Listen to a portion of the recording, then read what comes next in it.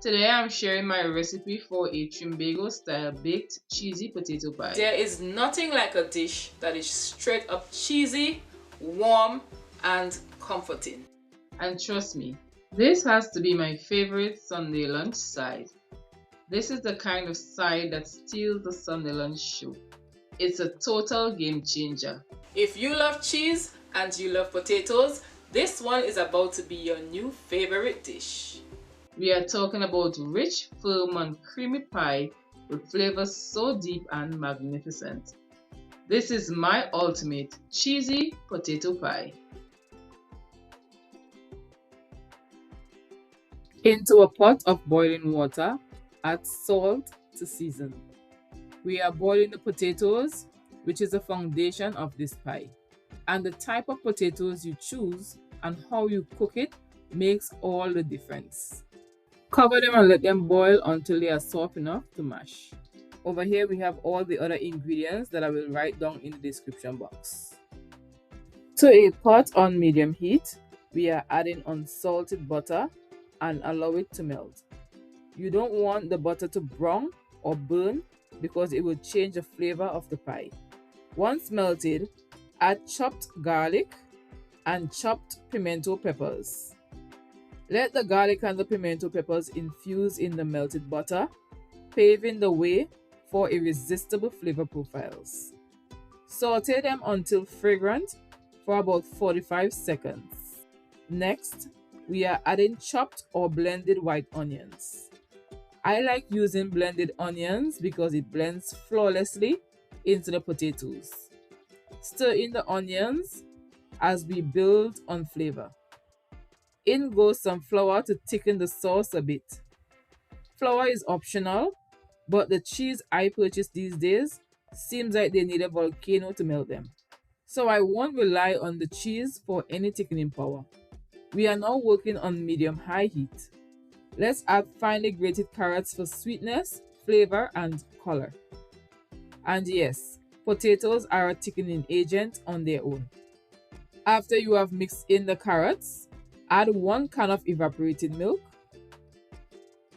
and some whole milk.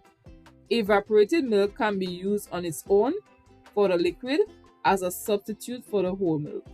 But I do recommend using evaporated milk in this recipe for the flavor of it. When it starts to thicken up, season with all-purpose seasoning, granulated garlic, salt, and if you are someone that doesn't like the powdered seasoning too much, you can tailor the seasonings to your favorite blend. Do whatever makes you feel comfortable. Time to add the cheese. We are only adding about 1.5 to 2 cups of grated cheddar cheese. Now, even if the cheese isn't breaking down as we know cheddar cheese to be, don't worry too much because the potatoes will fix that problem. Once you added the cheese, turn off the stove completely because you don't want the cheese to burn because that will be a waste of cheese.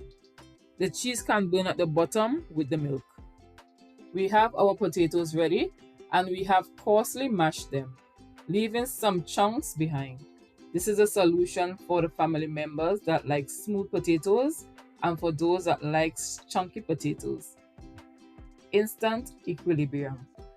Pour the sauce into the potatoes. It may look like it's a lot of liquid, but hold on just a second. For this recipe, you really want to use starchy potatoes. Think about Rosettes or Idahos. These are the ones that get fluffy and light when cooked. Let the mixture sit on the counter for approximately 5 minutes, giving the potatoes time to drink up all the flavors and hydrate. After 5 minutes, this is the outcome. Perfect texture. This next ingredient is optional, but the use of it is for an unexplainable richness. 1 egg yolk as the mixture is on the cooler side. If you have gotten this far into the video, give the video a thumbs up, which helps my YouTube channel to grow by reaching more people, to help me grow and to make better content. Mix it in fast to create a custard and not scrambled.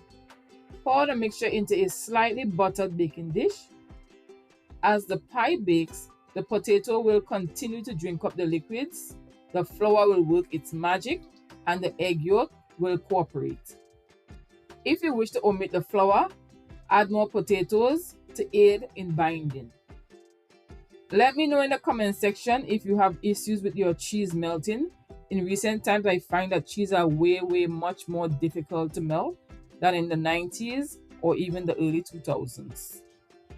It's as though they are using something to cut costs.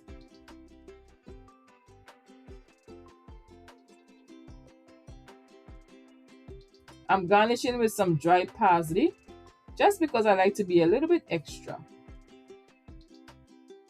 Bake at 350 degrees Fahrenheit for about 45 minutes or until the top of your pie is lightly golden. And here you have it. That's how you make the ultimate Trinbagonian style cheesy potato pie. Just look at this. It's creamy, it's rich, packed with flavor, and is the absolute definition of comfort food. This is the perfect side for your Sunday lunch, holiday feast, and honestly, it can be eaten on its own. This isn't just a recipe. This is a taste of my home and family. This is proof that with a little bit of love, you can turn some simple ingredients into something seriously special. Be sure to check out the recipe down in the description box. We have now come to the end of our recipe. If you enjoyed the video, give the video a thumbs up, a subscribe. Help me to grow my YouTube channel by sharing. Tell a friend to tell a friend to tell another friend, and see you in another one of my recipes.